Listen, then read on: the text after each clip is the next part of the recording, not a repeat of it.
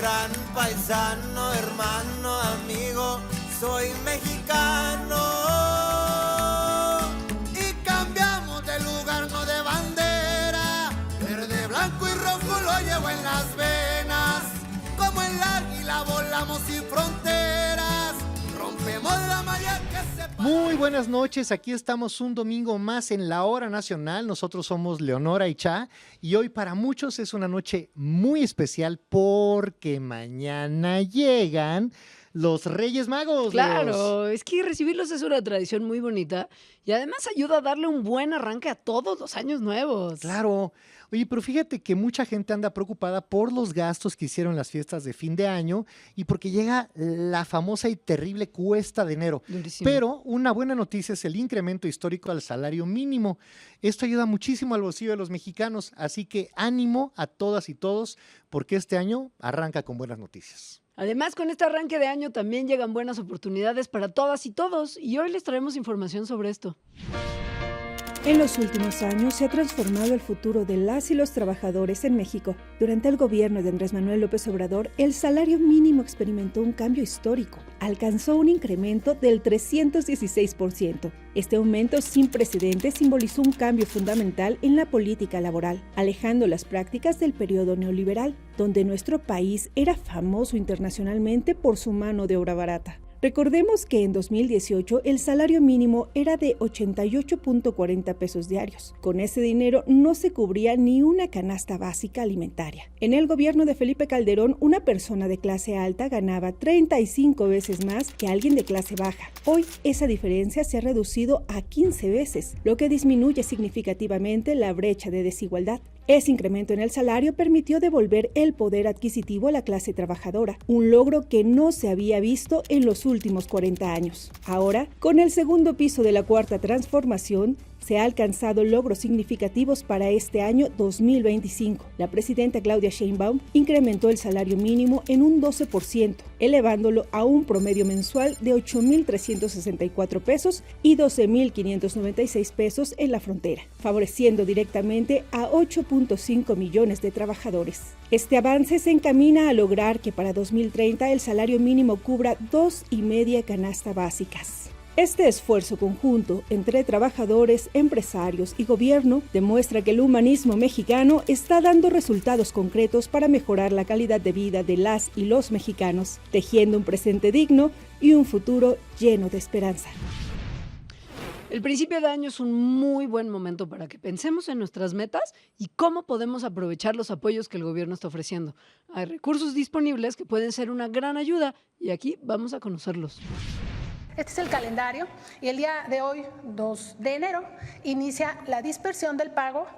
Como ustedes ya saben, se paga en el orden de la letra del primer apellido de los derechohabientes y las derechohabientes. Iniciamos el día de hoy con la letra A, de tal manera que iniciamos hoy mismo esta dispersión y concluye el día 22 de enero. Y bueno, también el día de hoy la presidenta nos pidió dar el informe de la pensión Mujeres Bienestar, que como ella ya lo informó, vamos a iniciar las entregas el día de mañana en el Estado de México. Son 964,556 mujeres que van a recibir su apoyo, casi 1 millón de mujeres va a recibir ya esta tarjeta para recibir bimestralmente 3,000 pesos, como se ha informado respecto a esta pensión. Y la entrega de tarjetas, quien se registró en octubre la va a recibir en enero y quien se registró en noviembre la va a recibir en el mes de febrero. Y los posteriores bimestres también se va a abrir el registro, porque nos preguntan, yo hoy cumplí los 63 años, ¿en dónde me registro cuándo? Se va a abrir el registro en el mes de febrero, abril, junio, agosto, octubre y diciembre, cuando se registran también los adultos mayores de la pensión universal. La pensión para el bienestar de las personas adultas mayores es un derecho brindado por el gobierno de la Cuarta Transformación a personas de 65 años o más. La pensión equivale a 6,000 pesos bimestrales y se entrega de manera directa y sin intermediarios. Para incorporarse a este programa es necesario ser mexicana o mexicano, por nacimiento o naturalización, con domicilio actual en la República Mexicana, tener 65 años cumplidos y llevar los siguientes documentos cuando sea momento de nuevas incorporaciones: acta de nacimiento, identificación oficial vigente, CURP certificada, comprobante de domicilio o constancia de residencia de la autoridad local, número telefónico de contacto, Recuerda que si la persona solicitante no pudiera realizar el trámite por sí misma, puede nombrar a una persona adulta auxiliar en su representación, quien deberá llevar los mismos documentos que la persona solicitante para acreditar su parentesco. La pensión para el bienestar de las personas con discapacidad es uno de los programas para el bienestar del gobierno de la Cuarta Transformación, que busca garantizar los derechos y libertades de este sector a través de un apoyo económico. El beneficio es de 3,100 pesos bimestrales y se entrega de manera directa a personas de 0 a 29 años de edad con alguna discapacidad. La población de entre 30 y 64 años en esta condición podrá seguir recibiendo recursos si vive en municipios y localidades indígenas o afroamericanas, así como en zonas de alto o muy alto grado de marginación. Hay estados donde este apoyo es universal desde el nacimiento y hasta los 64 años. Para revisar si tu entidad está incluida en este acuerdo, puedes consultar nuestra página. Para recibir este apoyo, los requisitos son: acta de nacimiento, identificación oficial vigente en original y copia, CURP certificada, comprobante de domicilio y un certificado de constancia médica que acredite la discapacidad permanente emitido por una institución pública de salud federal, estatal o municipal. Recuerda que si él o la solicitante no pudiera asistir personalmente al registro, puede nombrar a algún familiar mayor de edad en su representación, quien deberá llevar la misma documentación. Consulta nuestras redes sociales para más información.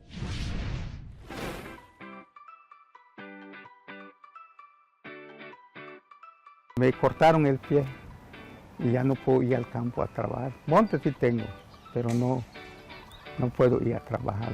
Estaba mucho la vaquería. Yo crecí allá, desde edad de 15 años empecé a bailar vaquería y lo vine a dejar como a los 40 años. Sí, ya de casado bailaba yo con mi esposa, nos íbamos a Chumayel, nos íbamos a Tizimín, nos íbamos acá a Becas, todo lo que es el municipio de Mérida. San José Sal, ya han escuchado de ese pueblo, hemos ido allá a bailar la vaquería. En todos lados andábamos. Mi esposa apenas ya cobró el primero, tengo 65 también, este 25 de septiembre lo cumplió. Ya agarró este mes pasada agarró su primer pago. Agarré 4,800, también ella agarró 4,800, sí. Con ese apoyo que nos están dando, nos sentimos felices porque no tenemos que pensar que tenemos que ir al campo o hacer un poquito, algo. Pues no, porque ese apoyo que estamos recibiendo es para que los ayudemos. Y mirar que yo estoy enfermo, pues no estamos para andar en el campo, yo soy diabético. Pues me siento contento y feliz con el apoyo que nos están dando.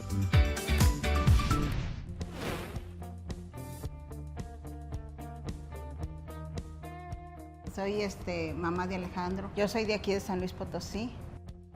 Les estoy muy agradecida por esta pensión porque sí me ha ayudado mucho y yo veo que también a él le ha ayudado mucho. Pues sí, darle gracias al señor presidente que estuvo antes, tanto ahorita como a la presidenta. Y pues sí me ha servido de mucho porque pues de allí yo me ayudo para comprarle su ropa, lo que él quiere.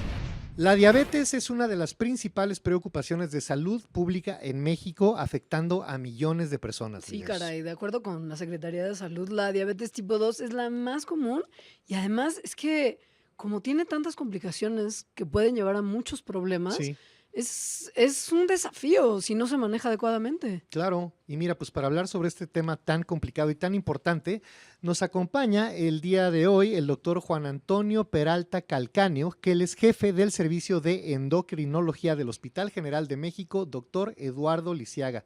Doctor, bienvenido a La Hora Nacional. Ok, muchas gracias. Gracias por la invitación. Leos, Cha, aquí estamos para brindar información. No, hombre, muchísimas gracias. Lo primero creo que nos gustaría saber es cómo estamos en términos de diabetes en México, cuál es la situación en el país y entendiendo que creo que me va a decir que es un poquito preocupante, ¿cuáles son los factores por los que estamos así? Sí, la situación de la prevalencia en México. Tenemos muchos reportes internacionales que reportan esta situación en México y la propia encuesta nacional de México. Estamos alrededor de un 14 al 18%, entonces tenemos una prevalencia bastante alta en la población adulta. De esta población, el 95% corresponde principalmente a diabetes tipo 2, que el impacto tiene que ver, o el problemática más importante tiene que ver con las condiciones de estilo de vida. La situación de sobrepeso y obesidad, que es un factor muy importante para el desarrollo de esta enfermedad, en donde el incremento gradual de peso de los pacientes, de los sujetos, de todas las personas, pues contribuyen a un fenómeno de alteración progresiva del fenómeno de la glucosa. Entonces van de estados de normoglucosa a avanzar a un estado de elevación de glucosa que se denomina prediabetes, en estado prediabético, hasta el desarrollo como tal de la diabetes. Ajá. Rangos de glucosa en rangos de diabetes. Si a esto le sumamos el descontrol alimentario y la alteración que hay con respecto a sedentarismo, son factores ampliamente que contribuyen al desarrollo de la enfermedad. De todos modos, hay que resaltar que la etnia que tenemos es un factor también muy importante, y los factores genéticos, sí. Claro. Nuestra población mexicana, latinoamericana, está considerada de alto riesgo para el desarrollo de la enfermedad. Wow, ¿qué tal, eh? No, pues el porcentaje es altísimo, ¿eh? Muy alto, sí. Muy alto. Nos hablaba ahorita, doctor, del estilo de vida, ¿no? Y cómo influye sobre el desarrollo de la enfermedad. ¿Cómo se puede manejar ahora esta enfermedad, la diabetes, en la población mexicana? Sí, es muy importante. Creo que necesitamos implementar estrategias desde etapas de la infancia, desde la adolescencia, y esto que contribuye a la etapa de adulto, para que realmente podamos tener modificaciones en esta carga importante del desarrollo de la diabetes. Estilos de vida saludables que incluyen el aspecto nutricional, una dieta equilibrada. Ya estamos hablando de todos los nutrientes que debe contener un plato, entre azúcares, entre proteínas, entre grasas, que deben mantenerse de forma equilibrada. Desafortunadamente, para diferentes poblaciones, pues tenemos proporciones distintas de consumo de alimentos, y esto impacta a veces en relación a la situación del peso de los pacientes. Claro. Hay que reconocer a veces que en situaciones de familias existe predominantemente a veces nada más un consumo alto de azúcares, pan, tortillas principalmente, con la finalidad de refrescos, con la finalidad de mantener una satisfacción en el consumo de alimentos, digo, tener la panza llena. Claro. Yo creo que eso buscan nuestras familias. Pues sí, claro, y un panecito dulce, ¿no? Pues cómo no, por supuesto. Ahora, ¿por qué es tan problemática la diabetes? ¿Cuáles son las complicaciones que se asocian con esta enfermedad, por la cual hay que poner tanta atención a esta prevalencia de la cual nos hablaba? Sí, es una situación muy preocupante, y tanto en la insistencia de la detección oportuna de la enfermedad. Sabemos bien que con el avance del tiempo, de los años, la situación de la elevación de la glucosa, que denominamos nosotros hiperglucemia, es lo que genera con el tiempo daño a nivel del sistema vascular.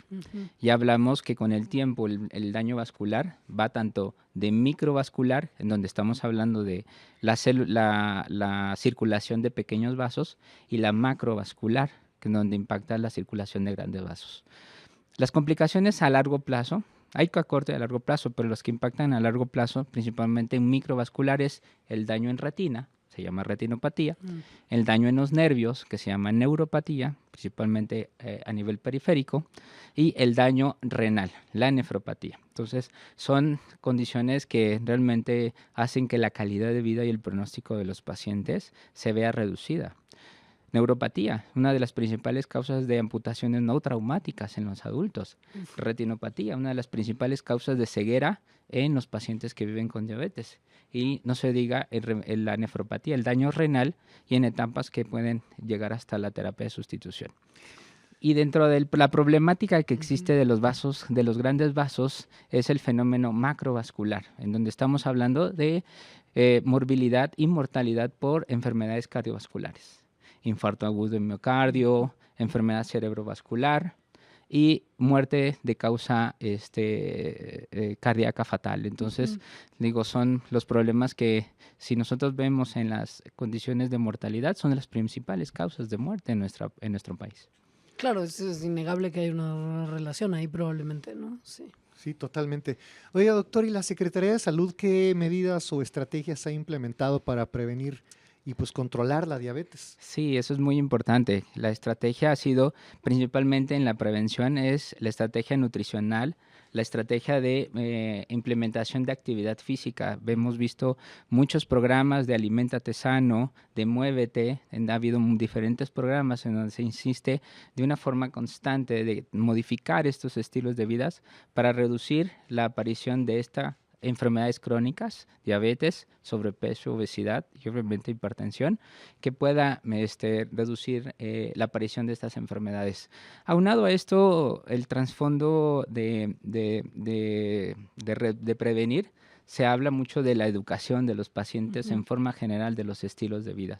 Creo que en todas las unidades de salud, llámese desde primero hasta tercero, estamos siempre centrados en tratar de siempre prevenir en base a estas recomendaciones de educación, de alimentación, de ejercicio de una forma constante para tratar de modificar el curso de la enfermedad. Claro. Ahora, fuera del tema de la educación, que queda claro que es importantísimo para lograr disminuir estos números, ¿qué avances médicos y tecnológicos hay en México para poder diagnosticar mejor y tratar la diabetes en caso de que se tenga que hacer? Sí, las recomendaciones en tratamiento farmacológico son amplias. A nivel de las recomendaciones internacionales son muy amplias y extensas.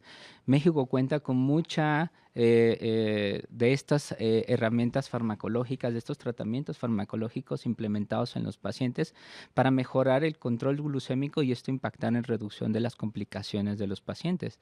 Se están estableciendo estrategias, puedo hablar de forma institucional, estrategias de utilizar tecnologías para mejorar el control glucémico de los pacientes y esto pues, mejore la calidad de los pacientes.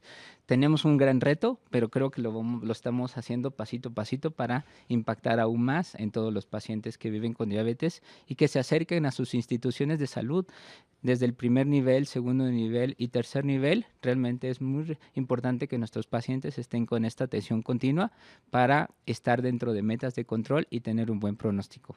Así es. Doctor, pues muchísimas gracias por habernos visitado aquí en La Hora Nacional. El doctor Juan Antonio Peralta, jefe del Servicio de Endocrinología del Hospital General de México, doctor Eduardo Lisiaga. Muchísimas gracias. Muchísimas gracias por la invitación. Ha sido un gusto, muchas gracias. Gracias, Cha. Bueno, pues no se vayan. Seguimos aquí en La Hora Nacional. Cada 6 de enero, muchísimas niñas y niños despiertan para encontrar regalos en sus casas gracias a los Reyes Magos. Hoy vamos a conocer más esta bonita costumbre con una cápsula. Cada 5 de enero, dejar una cartita sobre el zapato al pie del árbol de Navidad o mandarla al cielo en un globo es una de las mayores ilusiones que guardamos desde la infancia. Todas las niñas y los niños esperábamos con anhelo la llegada de los Reyes Magos. Esa noche mágica, llena de sueños y esperanza, forma parte de una tradición que mezcla historia, fe y fantasía. Los Reyes Magos, conocidos como Melchor, Gaspar y Baltasar, son figuras enigmáticas que han fascinado a generaciones. Según la tradición cristiana, vinieron de tierras lejanas del oriente, guiados por una estrella que los condujo hasta Belén. Se dice que Melchor era un anciano europeo que llevaba oro, símbolo de la realeza. Gaspar, proveniente de Asia, ofrecía incienso, que representa la divinidad. Y Baltasar, un joven africano, traía mirra, que simboliza el sufrimiento futuro de Jesús. La historia de los Reyes Magos es vasta en simbolismo. Sus regalos al niño Jesús no solo eran ofrendas de gran valor, sino que también anticipaban su destino. Oro para reconocerlo como rey, incienso como Dios, y mirra, un aceite utilizado en embalsamientos que presagiaba su sacrificio. En cuanto a sus orígenes históricos, los Reyes Magos aparecen en el Evangelio de Mateo, pero no se especifica exactamente de dónde provienen o si representaban a personajes reales. Se les asocia con sabios o astrónomos de renombre en sus culturas, lo que les confiere un aire de misterio y sabiduría. La tradición de los Reyes Magos en México es un recordatorio lleno de esperanza. No solo es un tiempo para recibir regalos, sino también para cultivar la fe. Reciclar el árbol de Navidad después de las fiestas es muy importante para promover la sostenibilidad y para cuidar el ambiente. Acompáñenos a ver y escuchar la siguiente información.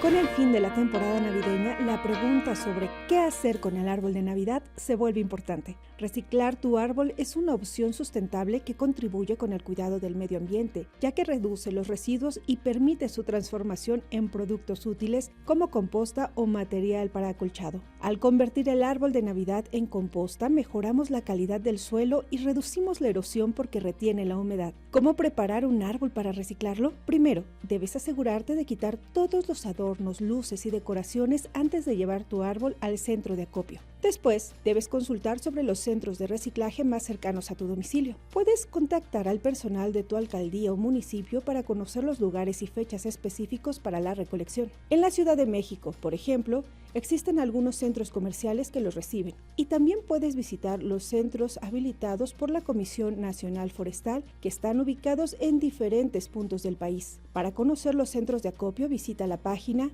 www.gov.mx/CONAFOR.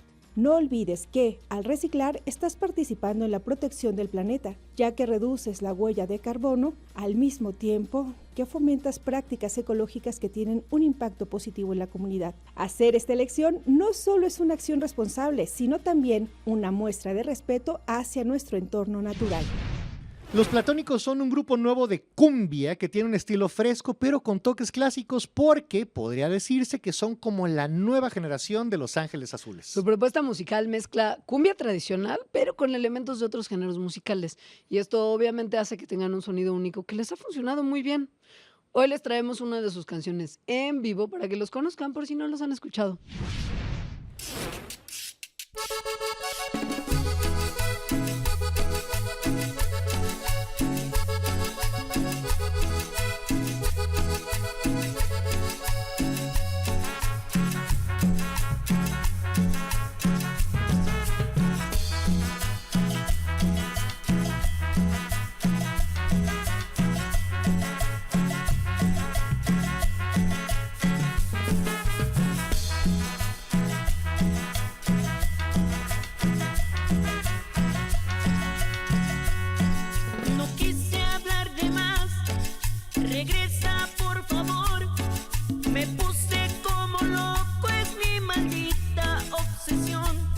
Los celos que jamás se me podrán quitar.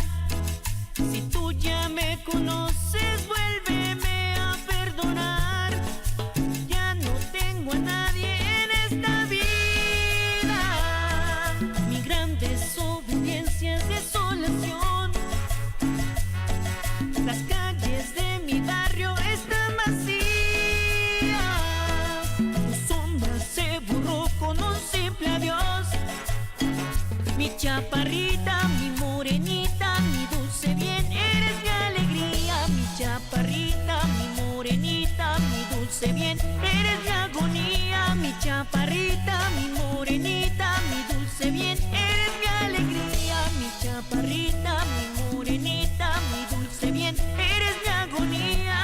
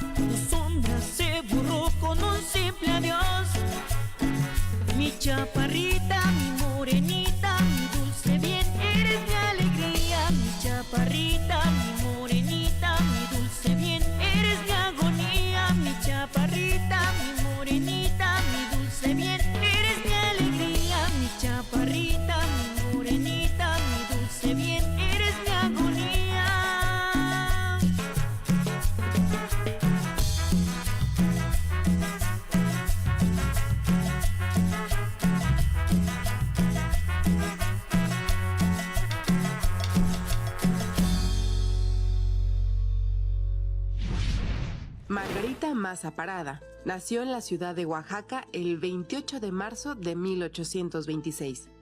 A los 17 años se casó con el abogado zapoteco Benito Juárez. Desde ese momento, no solo compartió la vida familiar con su esposo, sino también las ideas liberales y republicanas. Fue su compañera solidaria y además una importante colaboradora. Así ocurrió. Cuando víctima de la persecución de Antonio López de Santa Anna, Benito Juárez fue desterrado del país y se refugió en Nueva Orleans. Entonces, Margarita mantuvo a sus hijos tejiendo ropa y atendiendo un expendio de pan en Etla, al mismo tiempo que enviaba información y recursos a su marido. Cuando Benito Juárez, que entonces fungía como el primer presidente de la Suprema Corte de Justicia electo por voto popular, asumió la titularidad de la presidencia de la República, Margarita tuvo que cruzar la sierra de Oaxaca en medio de la Guerra de Reforma para reunirse con él en el puerto de Veracruz. La intervención francesa y el establecimiento del Segundo Imperio impusieron nuevos desafíos a la familia Juárez Maza.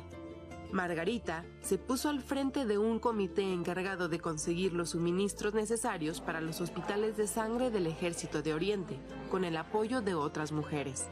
Más tarde, acompañando a don Benito en el inicio de su peregrinación por el norte, Margarita tuvo que separarse de él y buscar asilo con sus hijos en Estados Unidos. Ahí mantuvo una intensa correspondencia con su esposo y trabajó para generar apoyo de la opinión pública, logrando una importante conquista diplomática en favor de la causa de Juárez y de la República. Mi estimado Juárez, mañana es el día terrible en que cumpliré 40 años y tendría mucho gusto en pasarlo a tu lado, pero no es posible y no hay más que conformarse como se conforma con la muerte porque no hay otro remedio. Antes de anoche me llevó Romero a la recepción del presidente y, como verás, en el Herald dicen que estuve yo elegantemente vestida y con muchos brillantes. Eso no es cierto. Toda mi elegancia consistió en un vestido que me compraste en Monterrey poco antes de salir. Te digo todo esto porque no vayan a decir, estando tú en El Paso, con tantas miserias, yo esté aquí gastando lujo. Al triunfo de la República sobre el Imperio, el ministro norteamericano William H. Seward ofreció a la familia del presidente Juárez un buque de guerra para su regreso a México. Doña Margarita, con sencillez, intentó en vano rechazar la oferta. Finalmente, la prensa veracruzana dio la noticia del arribo de Margarita y sus hijos al puerto de Veracruz. En su camino hacia la Ciudad de México, fue homenajeada en ciudades y poblaciones. Los cronistas de la época afirman que la presencia de la esposa del presidente era un símbolo de victoria. Margarita Maza murió en la Ciudad de México el 2 de enero de 1871, a los 45 años. Durante el cortejo fúnebre, una multitud abarrotó las calles para despedirla. Miembros del gabinete presidencial, magistrados de la Suprema Corte, obreros, artesanos, niños de varias escuelas. Margarita Maza y Benito Juárez enfrentaron juntos algunos de los pasajes más determinantes de la historia del país: el surgimiento de la República y su gobierno, la consolidación de México como un Estado moderno, laico y soberano.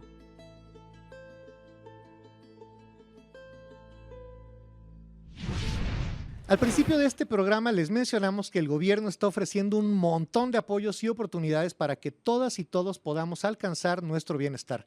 Vamos a escuchar y ver una cápsula donde se van a enterar de todo. En el segundo piso de la Cuarta Transformación, la salud es un derecho. Por eso creamos el programa Salud Casa por Casa, para llevar la atención médica a los hogares de las personas con discapacidad y adultas mayores. Estamos realizando un censo con las y los servidores de la nación debidamente identificados. Ayúdanos contestando el cuestionario. Soy viuda y tengo 7 nietos. Se me hicieron la visita del Censo de Bienestar. El servidor de la nación es muy atento, muy amable, muy social con todo el mundo. O sea, pues me preguntó de la edad, qué enfermedades padezco, a dónde estudié, o algún malestar que tenga, que ya tengo años, o todo eso me ha preguntado. Pues digo que van a checarnos para que los manden y que vengan, porque pues nunca se había hecho nada de eso. Pues yo la verdad sí le mando una felicitación a Claudia Sheinbaum, la presidenta. Me siento muy bien porque piensa en todos y ha hecho mucho. Sí, la verdad que está muy, muy bien, la verdad, la felicito.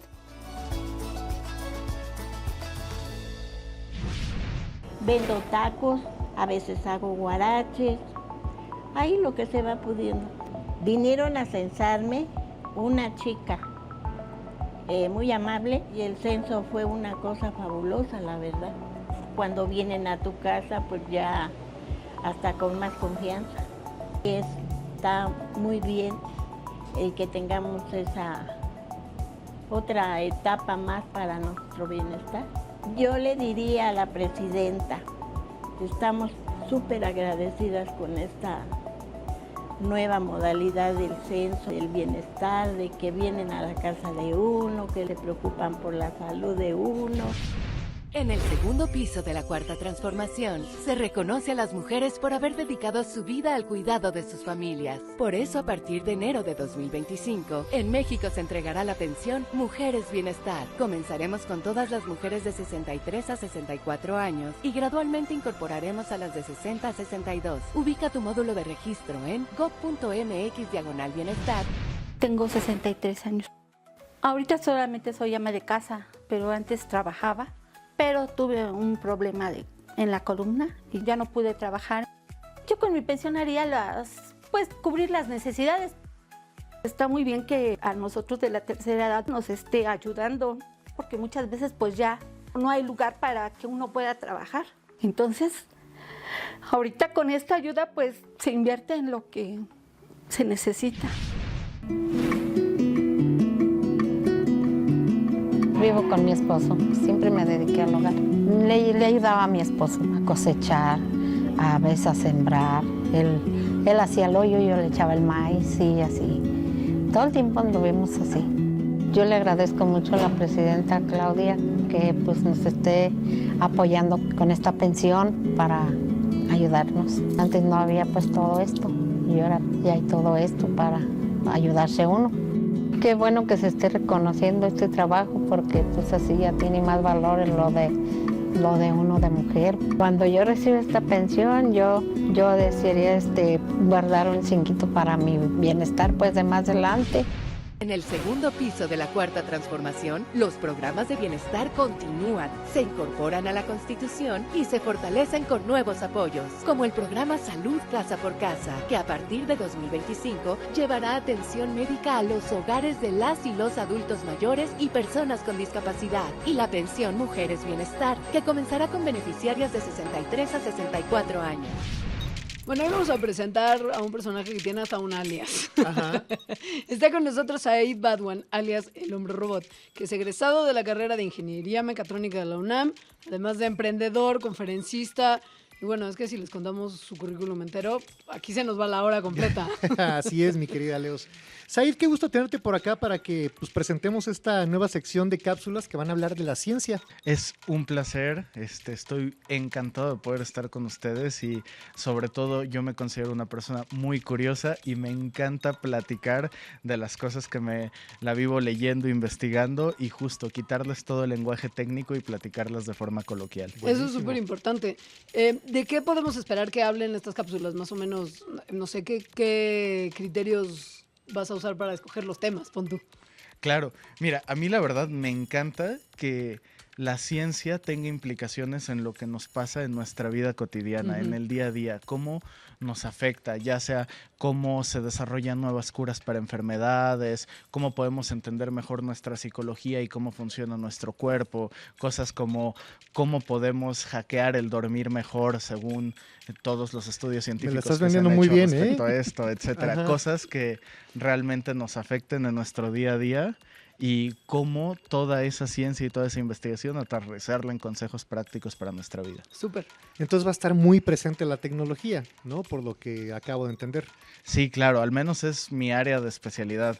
Del resto de las áreas de la ciencia, ubico, investigo, aterrizo, sobre todo leyendo los artículos científicos que publican las personas que se están dedicando a los ámbitos que platiquemos, pero justo la tecnología es mi mero mole. Oye, Said, pues qué emoción que vas a estar dándonos esta información cada tanto en la hora nacional. Si les viene bien, pues podríamos empezar con una de tus cápsulas. Claro que sí. Súper. Said Badwan, el hombre robot. El hombre robot. Muy importante.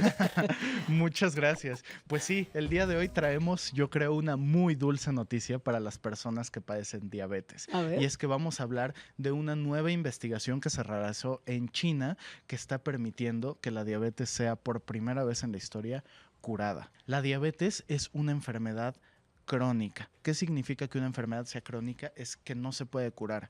La diabetes normalmente viene en 2 paquetes.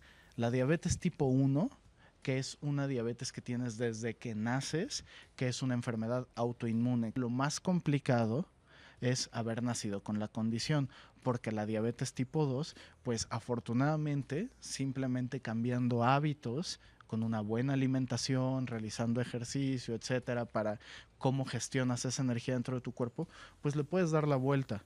Y aunque sea complicado, implique controlar la dieta, hacer ejercicio, etcétera, cuando ya tienes una enfermedad, lo valoras y probablemente lo vas a hacer.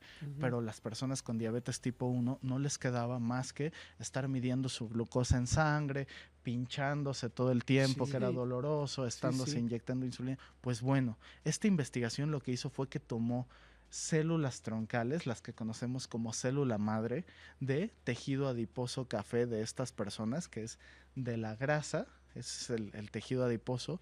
Toman estas células, las cultivan en un laboratorio, las siguen reproduciendo y después, a través del uso de sustancias que se conocen como precursores, tú logras generar que esta célula se transforme en otra. Por eso le llaman coloquialmente célula madre, porque son células que pueden transformarse en cualquier otro tipo de célula. Digamos que es la muñeca Barbie del cuerpo humano, se puede volver lo que ella quiera hacer, pues esta célula se puede transformar en esta célula pancreática y suplir la función de producir esta insulina para que tu cuerpo se regule solo, sin necesidad de medirte, sin necesidad de inyectarte.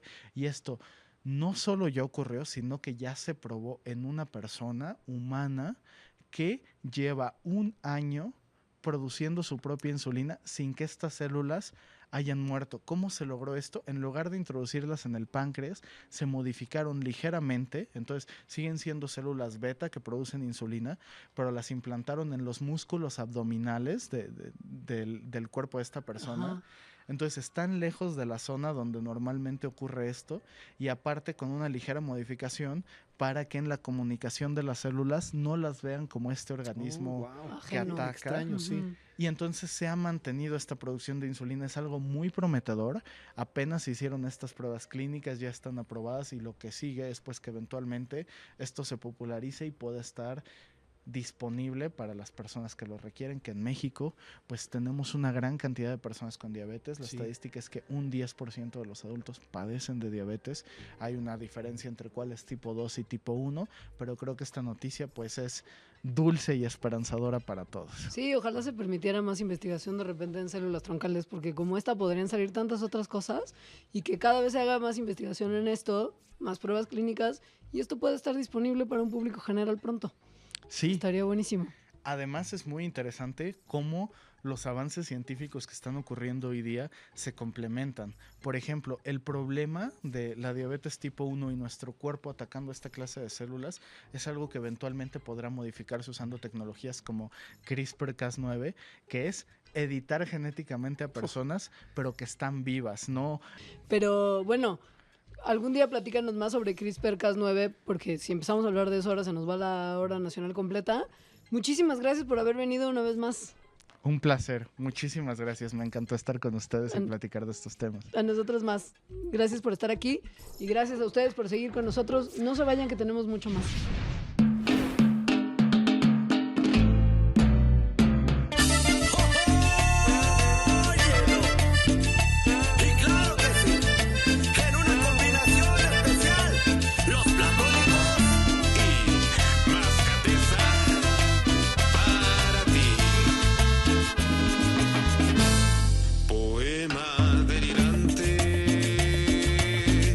Esperando al palpitar.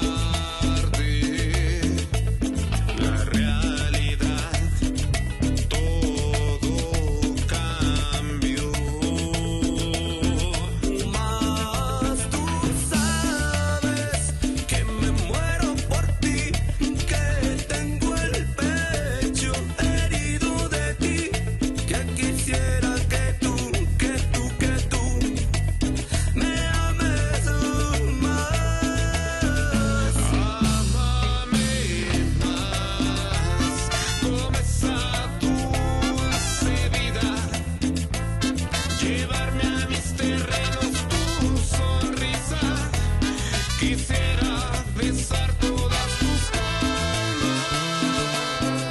Amame más, quisiera ver lo que piensas,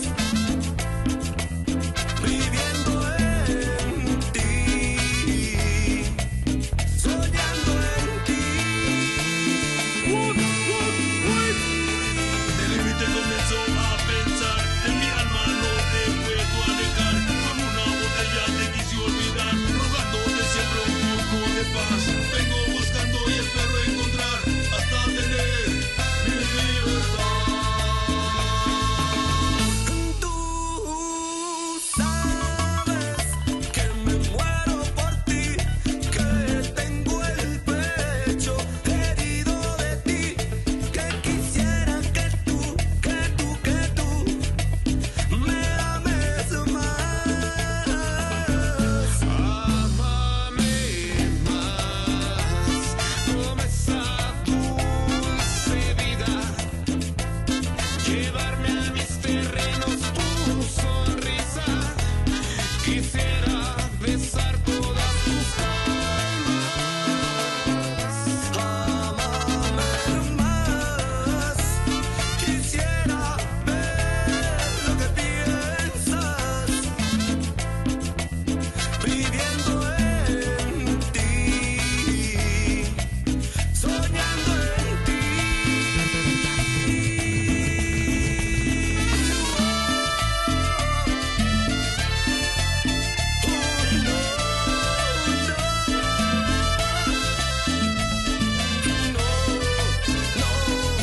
Los platónicos Mascatesta, sí señor. Bueno, pero qué gustazo darle la bienvenida una vez más a uno de los consentidos de la hora nacional, Paco Ignacio Taibo II, el señor con más sorpresas para el público y para los conductores de la hora. Incluyéndonos, exactamente. Paco, bienvenido a la hora nacional una vez más. Un placer. Cuando venía pensando de qué les voy a hablar hoy, dije, hay un tema que se me antoja. Espero que los sorprenda a ustedes tanto como a los que nos escuchan. A ver, mira, yo ya hasta me estoy sentando bien. La sorpresa viene de ahí. Cómodo. Vale, a ver si lo cuento bien.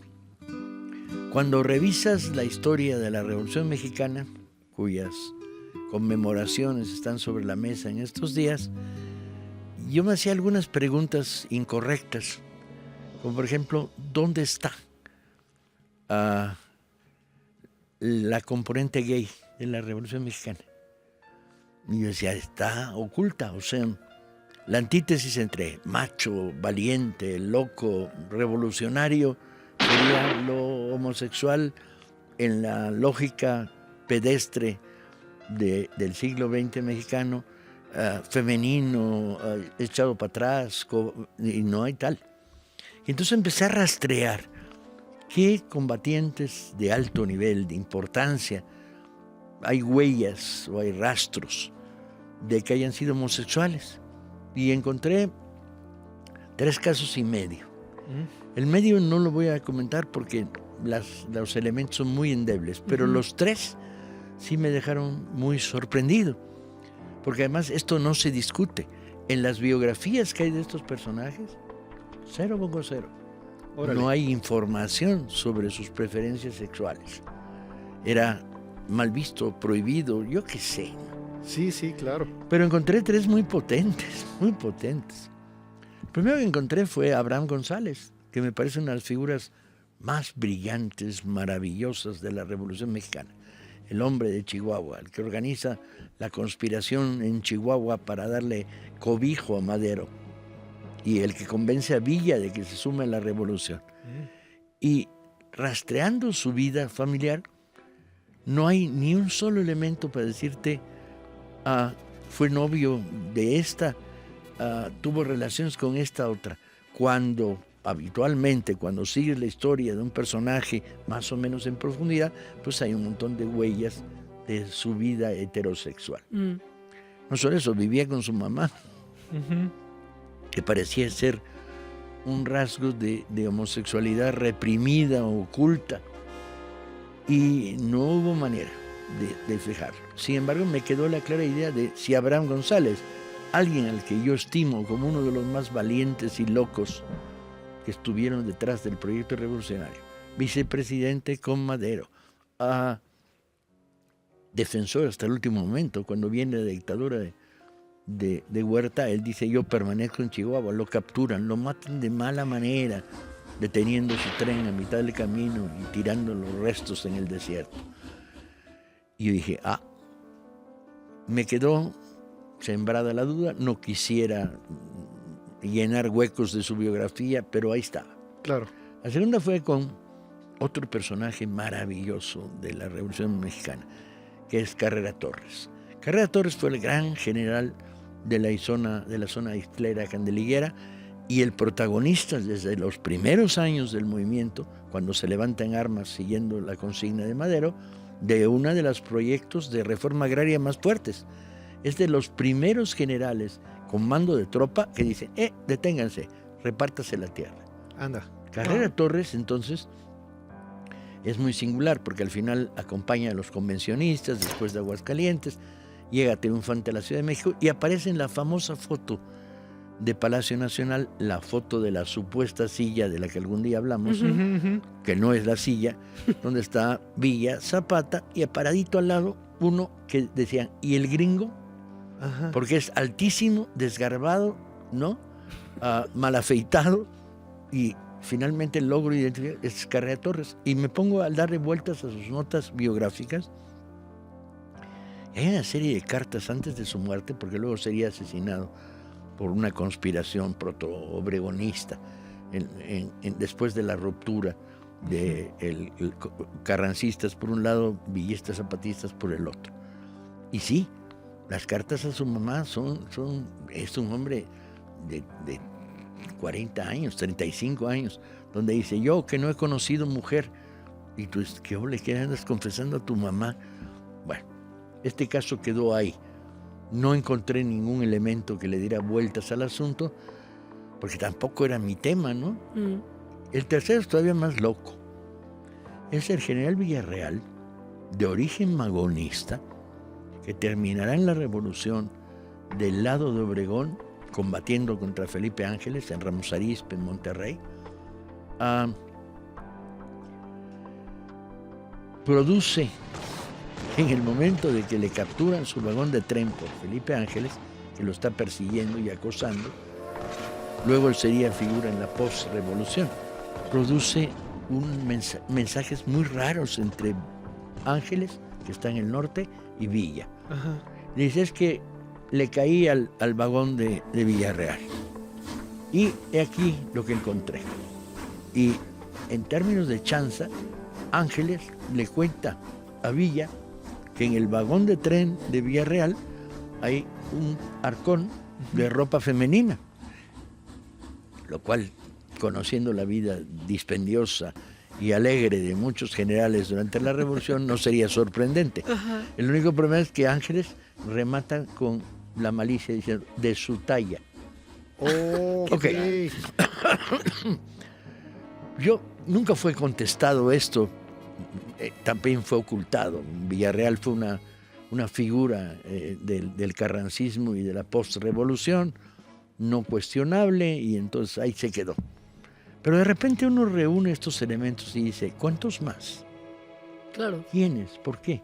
¿Y por qué una autocensura y una censura virulenta negaron la condición de ser valientes, aventados, locos, rebeldes y homosexuales? Claro, no excluye una a la otra. Pues no, yo diría para nada, y ahí hay pruebas. Entonces quería traerles esta extraña historia hasta este programa. Y falta el medio. El medio está muy canijo de contar. Ok. Porque obedece a un personaje muy discutido y del cual solo hay un elemento, que además puede interpretarse de muchas maneras. El famoso mano izquierda de Villa, el general Fierro, Rodolfo Fierro, hay elementos para pensar que en medio de las locuras, los desgastes, las batallas, las heridas, cuando caía en profundas depresiones, había estado enamorado y había tenido una hija con una mujer bellísima, Luz de Sanz, que le rompió la vida. La muerte de Luz de Sanz prematura lo destruyó y lo mandó a la locura, literalmente, que se encerraba en un cuarto de hotel con gran frecuencia y compraba afeites femeninos, pintura de labios, cremas para la cara, delineador para los ojos. ¿Cómo demonios lo interpretas? Había un travestismo oculto en la figura dramática de Fierro, conocido como violento, salvaje, bla, bla, o un psiquiatra hubiera dicho, se encerraba en el cuarto a verse a sí mismo y imaginarse a su mujer. Claro. Nunca me atrevía a llegar a conclusiones. No tenía fama de mujeriego tampoco, pero porque tenía fama de viudo desconsoladísimo. Despechado, sí. Y destruido por la muerte prematura de su mujer. Entonces ese es el medio caso. De cualquier manera, lo que yo intentaba haciendo esta reflexión era decirnos en nuestros días, no hay contradicción, ¿verdad? Esta pseudo contradicción de una sociedad machista, homofóbica, ya no cabe. No. Rescatemos a estos personajes en toda su dimensión, ¿no? Claro. Sí, Ay, totalmente, por supuesto. Paco. Qué bueno que viniste a platicarnos todo esto, sobre todo con ese mensaje de cierre. Me encanta. Muchísimas gracias. Paco Ignacio Taibo II, muchísimas Un verdadero gracias. placer. Ustedes no se vayan, que tenemos mucho más aquí en la Hora Nacional todavía. Pues hoy vamos a averiguar cómo fue que los mayas descubrieron un concepto que nosotros usamos todos los días, el número 0. En esta cápsula tenemos toda la información. La construcción de cualquier sistema matemático complejo requiere la existencia del concepto de cero y de su representación, cuya invención supuso un signo que representa la nada, el vacío. Esa es, entre muchas, una de las grandes aportaciones de los mayas mesoamericanos a la ciencia universal. Ya desde hace al menos 2400 años, los antiguos mayas habían concebido un número que representaba el inicio de una cuenta desde nada, lo que coloca a los mayas como grandes exponentes del pensamiento abstracto, junto con los antiguos egipcios y babilonios. Como asiduos observadores del cielo, pudieron determinar la trayectoria y ciclos de los astros, medir el tiempo y elaborar dos calendarios, un calendario solar o Haab de 365 días, empleado para definir los ciclos agrícolas, y otro ritual, Otzolkin, de 260 días. Ello les permitió levantar edificaciones para marcar el movimiento del sol, como el templo de Kukulcán en la antigua ciudad Chichén Itzá o el templo de las 7 muñecas en Civilchaltún, marcando los equinoccios. Entre los antiguos documentos mayas que sobrevivieron a la destrucción colonialista, tenemos el Códice de Dresde, escrito alrededor del siglo XV, que trata de asuntos adivinatorios vinculados a la astronomía y los sistemas calendáricos, incluyendo secciones dedicadas a la deidad lunar y al ciclo de Venus, con tablas que no hubieran sido posibles sin el empleo del cero. El cero podía representarse con el signo de una concha ovalada o de un trébol. Había variantes de los números, que empleaban cabezas de animales o dioses. El cero de cabeza era un dios de la muerte, relacionado con el dios Ajkan, con una mano sobre la mandíbula, portando un signo de la muerte en su mejilla. El dios del cero estaba representado por un cautivo torturado. Con las combinaciones de los signos numéricos, se podían realizar toda clase de operaciones aritméticas. La numeración tenía como base la veintena. Los números del 1 al 4 fueron representados a través de puntos. La quinta unidad correspondía a una barra horizontal. Para identificar un número mayor, se repetía el principio de orden en posición vertical, de abajo hacia arriba y de izquierda a derecha.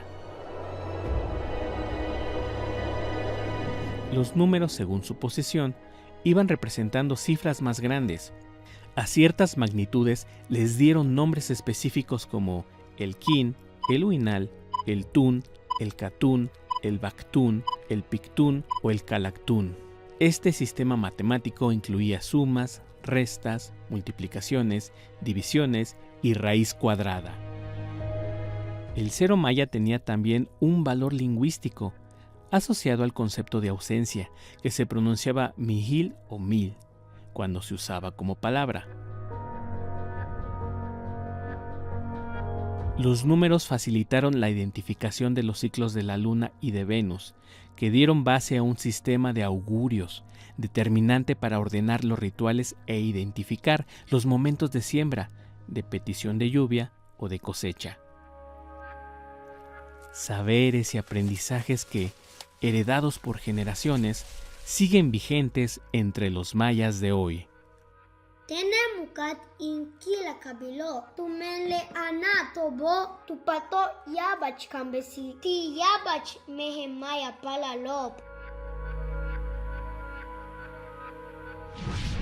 Micha, llegamos al final de la noche en la hora nacional. ¡Qué rápido! Sí. Ni modo. Pues gracias por haber estado con nosotros en este primer programa del año. Que tengan una muy bonita semana y hasta el próximo domingo. Sí, desde aquí, Leonora y un servidor les mandamos un abrazo muy grande, muy fuerte y les recordamos que pueden seguirnos en Facebook, Instagram, TikTok y YouTube como La Hora Nacional Oficial. Sí, que también recibimos sus mensajes en WhatsApp. Mándenlos al número 55 34 83 42 39. Esta fue una producción de la Dirección General de Radio, Televisión y Cinematografía de la Secretaría de Gobernación. Gobierno de México. Y cambiamos